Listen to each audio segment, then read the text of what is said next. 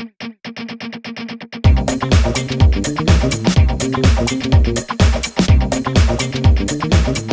social media, we have lots of opportunities for communicating, and video is a way that I like to use a lot. And there's a lot of principles from presenting that we can use in social media and video.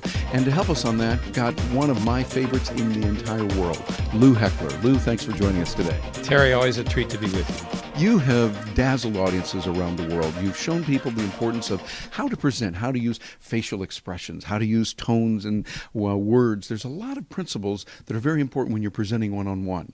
When we move into the world of social media and video, it seems like there's going to be some similarities, some differences. What do you see are some of the similarities and pointers that we can remember from the world of presenting, talking with people in social media?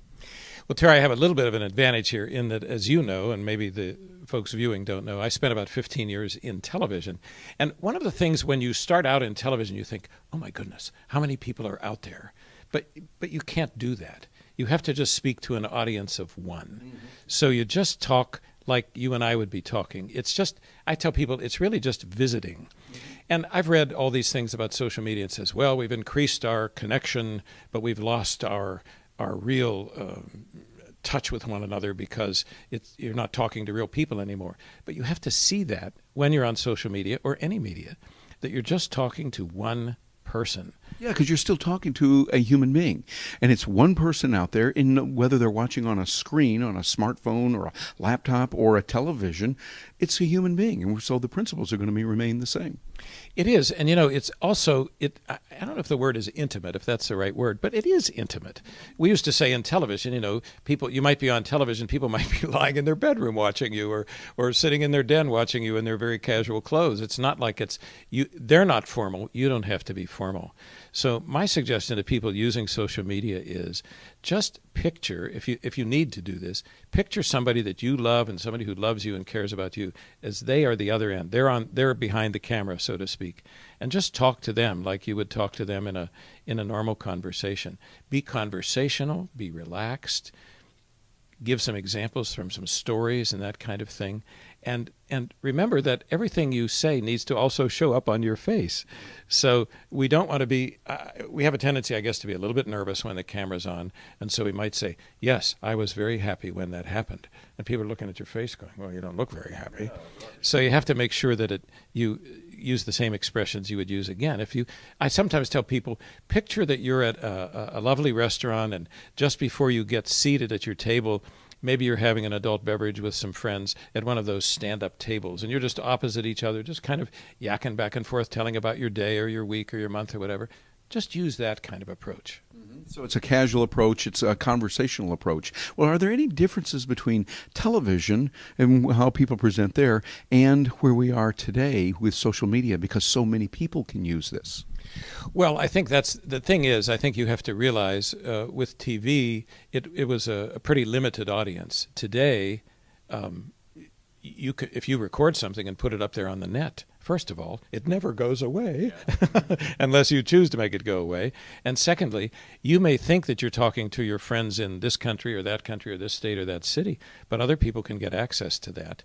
And so I think you have to have an increased sensitivity about who might be watching, who might be listening.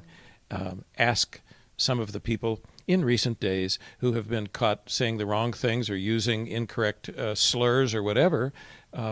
It's all out there. I would just say all of us, all the time now, have to think this may be viewed or seen or in some way watched by a bunch of other folks.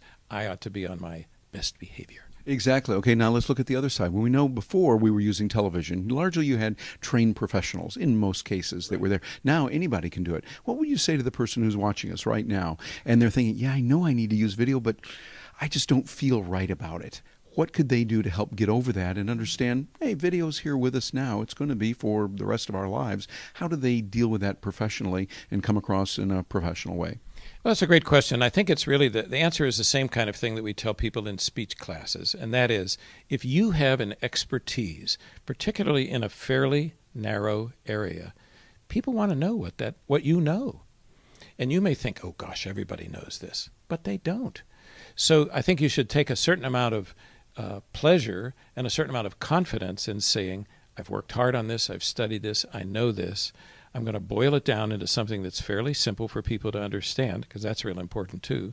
And then I'm just going to have the confidence factor to say, I know this, I can explain this, and people will benefit from this. I often tell people that are in speech classes that I do, you really should be sort of standing in the wings, behind the scenes, and you should be back there thinking, oh man, I can't wait to tell them this.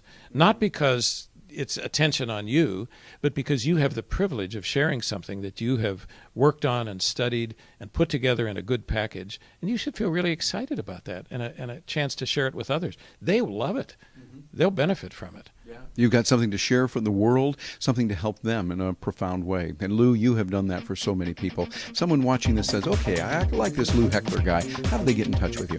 It's louheckler.com. Spell that for us. How did he come up with that? It's louheckler.com. And for those of you asking, is this guy really a speaker whose real name is Heckler? Yeah, it is. Lou, thank you so much for joining us. Always good to see you.